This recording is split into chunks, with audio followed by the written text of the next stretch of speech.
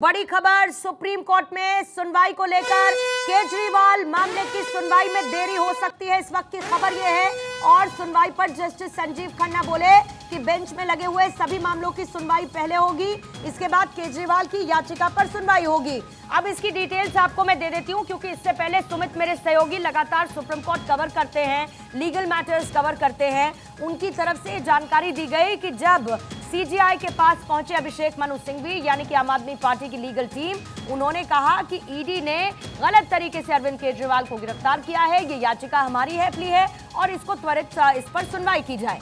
CGI ने इसको justice Sanjeev Khanna की बेंच के पास भेजा, उसमें 3 जजेस हैं और अब उसके बाद उन्होंने कहा कि पहले जो लिस्टेड मामले हैं पहले से हम उनकी सुनवाई करेंगे और उसके बाद इस मामले पर सुनवाई करेंगे। माना यह जा रहा है कि दोपहर तक इस मामले पर सुनवाई हो सकती है।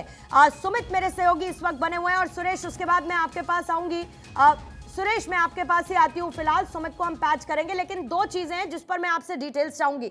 एक तरफ ईडी की तरफ से ये कैविएट दाखिल कर दी गई है सुप्रीम कोर्ट में सॉलिसिटर जनरल की तरफ से कि पहले ईडी का पक्ष सुने, उससे पहले कोई फैसला ना दे। दूसरी तरफ अब जो अरविंद केजरीवाल की लीगल टीम की तरफ से दाखिल की गई याचिका है उसमें भी सुनवाई पर देरी हो सकती है। इन दोनों मामलों की जरा डिटेल सामने रखें और इसका इंपैक्ट बताएं और ईडी दफ्तर पर अगर कोई हलचल है तो वो तस्वीर भी दिखाएं। देखिए, मैं आपको बता दें कि जैसे हम लोग इस समय ईडी मुख्यालय के बाहर खड़े और यहाँ पर अब अरविंद केजरीवाल को कोर्ट ले जाने की प्रक्रिया तैयारी शुरू हो चुकी है।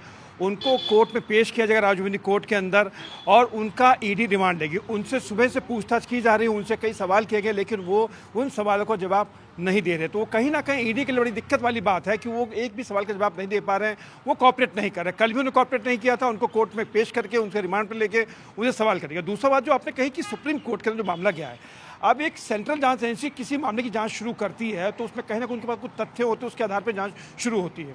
इनको 9 बार समय दिया गया था अपनी सफाई देने का, उनको 9 बार सम्मन दिया गया था लेकिन 9 बार ये पेश नहीं हुए। अब कोर्ट में, सुप्रीम कोर्ट में उन्होंने हेयरिंग के लिए डाला है कि उनके मामले को सुना जाए। जैसा मेरे सहयोगी ने सुमित ने बताया कि उन्होंने कहा कि लिस्टिंग मामला कर दिया गया है, लेकिन और भी इससे पहले मामले हैं, हम आपका मामला बाद में सुनेंगे। लेकिन जो हमारे कुछ और लोगों से बात हुई, ईडी सूत्रों से बात हुई है और जो कानून के जानकारों से बात हुई है, उनका यही कहना है कि कोई भी एजेंसी अगर जांच प्रक्रिया शुरू करती है तो उसमें कोर्ट अपने हस्तक्षेप नहीं करती है। वो पहले देखती है कि कोर्ट के किन क्या सबूत हैं। हाईकोर्ट पहुंचे तो हाईकोर्ट ने भी इनको तकासा जवाब दे दिया था कि आप देखिए इसके अंदर जो आप चाहते हैं शेल्टर हम आपको नहीं दे सकते। तो कहीं ना कहीं अरविंद केजरीवाल पे जो शिकंजा ईडी का पूरी तरह कस चुका है और इनको गिरफ्तार किया जा चुका है। अब ईडी इनसे यही पूछना चाहती है कि 100 करोड़ का जो घपला हुआ है उसमें और कितने लोग शामिल थे, इनकी क्या भूमिका थी। तमाम तरह के सवालात हैं जिनका जवाब जो है ईडी शुरू से इनसे पूछना चाहती थी लेकिन जवाब नहीं दे रहे थे। लेकिन अब गिरफ्तारी हुई है तो अब हिरासत में जवाब देंगे। तो ये तमाम जो कानूनी प्रक्रिया चल रही है लेकिन सामने रखे गए थे, आज भी पूछताछ में क्या तकरीबन वही सवाल शामिल रहे या कुछ नई सवालों की फहरिस्त थी? मसलन कल ये पूछा गया के कविता को लेकर सवाल पूछा गया दिनेश अरोड़ा को लेकर जो सरकारी गवाह बने हैं, सवाल पूछा गया अरविंद केजरीवाल के घर हुई बैठकों को लेकर जो आरोप लगा है।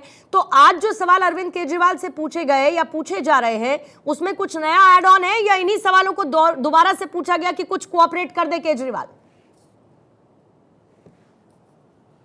देखिए, हमें जो अभी जो जानकारी मिली है इसके अंदर सबसे जो अहम जो जानकारी है वो है समीर महेंद्रू को लेकर। जो इसके अंदर जो मुख्य थे उनको लेके उनसे पूछा जा रहा है कि उनकी इसमें जो भूमिका थी, क्योंकि उनके जरिए उनसे फ़ोन पर बात करवाई थी, एक ऐप के जरिए से बात करवाई गई थी और कहीं ना कहीं इसमें समीर महेंद्रू की जो भूमिका थी उसके बाद जो पूरा प्रोसीजर शुरू हुआ तो इसमें कई एक के बाद कड़ी जुड़ती गई, जिसमें अभी 16 लोग गिरफ्तार भी किए जा चुके हैं, जिनमें कईयों को बेल मिल चुकी है। अब इसके अंदर जो सबसे अहम बात है कि के कविता अभी पुलिस ईडी की हिरासत में है, ईडी की गिरफ्त में है। अब हो सकता है कि इनका के कविता से सामना कराया जाए।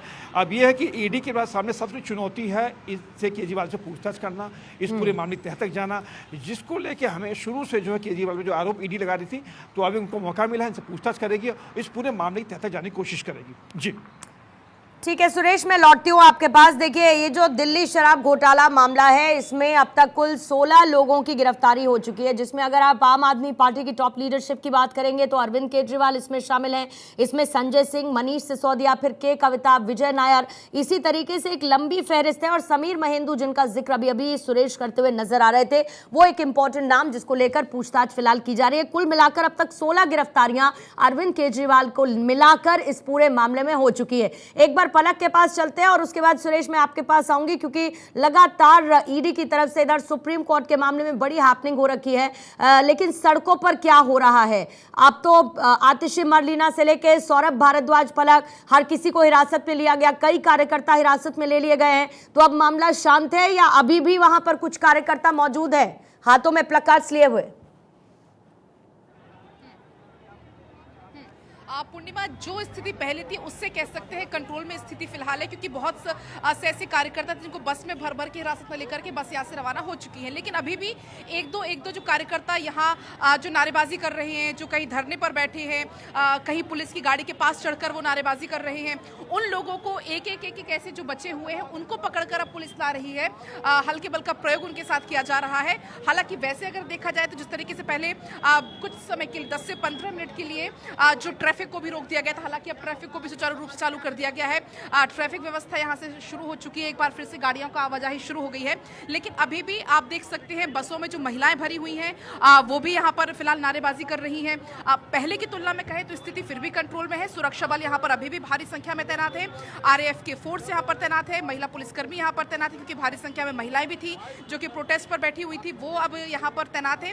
लेकिन हाँ, पहले की अपेक्षा अगर हम बात करें तो स्थिति कंट्रोल में है। लेकिन हाँ, अभी भी एक दो जो प्रदर्शनकारी हैं जो नारेबाजी कर रहे हैं, क्योंकि हाथों में बैनर पोस्टर लेकर नारेबाजी उनके द्वारा लगातार की जा रही थी। बार बार उनका कहना यह था कि ये केजरीवाल की गिरफ्तारी नहीं है, ये दिल्ली के 2 करोड़ वासियों की गिरफ्तारी है, ये लोकतंत्र की हत्या है, ये नारे उनकी तरफ से लगाए जा रहे थे। लेकिन फिलहाल अगर कहें पहले की तुलना में स्थिति कंट्रोल में है, लेकिन अभी भी एक दो लोगों को हिरासत में लेने की प्रक्रिया पूर्णिमा फिलहाल चल रही है। और ट्रैफिक का संचालन किस तरीके का इस वक्त है? क्या ये रोड्स अभी भी ब्लॉक हैं पलक, डाइवर्ट किए गए हैं रूट्स?